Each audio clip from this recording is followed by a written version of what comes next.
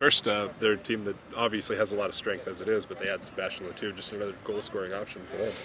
Yeah, obviously with Seba coming to their team, he has the flexibility of playing up front or wide right for them. You know, they lose a bit of speed in Dane Richards, who's always been a dangerous player, a guy we've been concerned about. But you know, they had a good player in Seba, so it'll be interesting to see how they put it together tomorrow on the field and what sort of formation they play.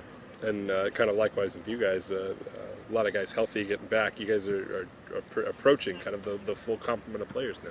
Yeah, it's a little more about competition for position. We still have some guys that we're trying to keep on a one-game a week regimen, especially in the back as they're coming off injury, so that we don't want them to fall back into an injury state. But there's definitely some competition now going on, and you can see it increase the level of training, and the guys working harder because nobody likes sitting on the bench.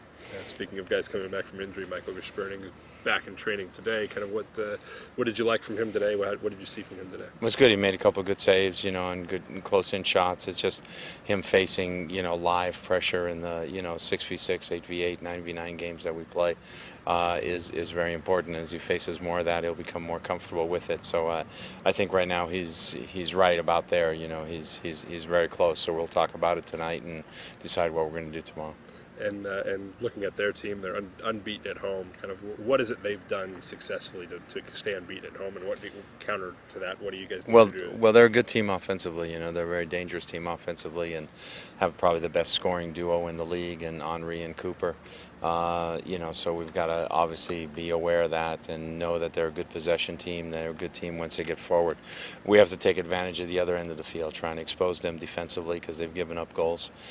We've got to try and make sure that we don't give up goals and we try and get goals on them. But if we can produce offensively and keep things tight on the defensive end, we think we have a chance to come out with something. Last thing, Roger announced he's retiring after the Chelsea game. Just talk about his contribution to this team over the last 4 years. Well, Roger's sort of become an icon, you know, of the Sounders for all his years with the Division II Sounders, and what he's done, you know, for that group, and then becoming part of the MLS Sounders, being the most hated player in Portland Sounder history, you know, from the Portland side of things.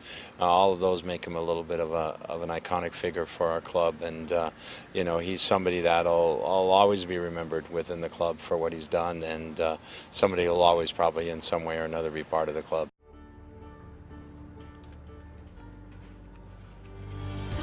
Give your full 90 with the Sounders FC mobile app featuring live audio, matchday blog and much more to keep you connected. Download your app at soundersfc.com/mobile.